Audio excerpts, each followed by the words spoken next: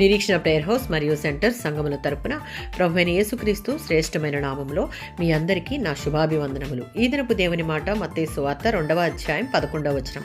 వారు ఆ శిశువును చూచి సాగిలపడి ఆయనను పూజించిరి.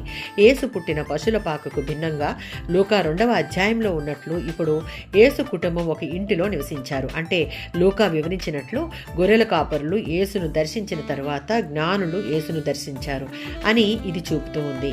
యేసును జీవిత కాలంలో అనేక మంది ఆరాధించినట్లు తెలుస్తుంది. జ్ఞానులు ఆ యేసును బహిరంగంగా ఆరాధించారు.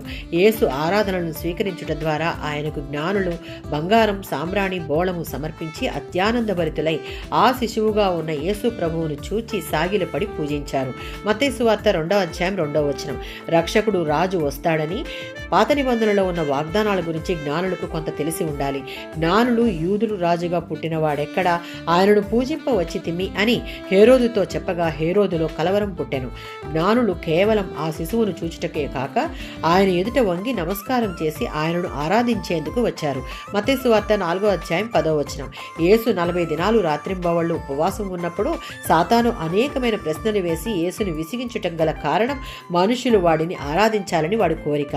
అంతేకాక 9వ వచనంలో యేసుతో నీవు సాష్టాంగపడి నన్ను పూజిస్తే ఇదంతా నీకు ఇస్తాను అని అన్నప్పుడు యేసు సైతానా అవతలికి పో అని గద్దించాడు.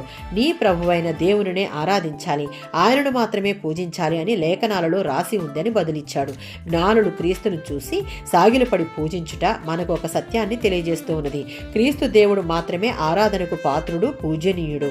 జ్ఞానులు అర్పించిన కానుకలు కాక అన్నిటికంటే విలువైన మన హృదయాన్ని, సమయాన్ని ఆయనకిచ్చి ఆయనను ఆరాధించి ఘనపరుద్దాం. ఆమేన్.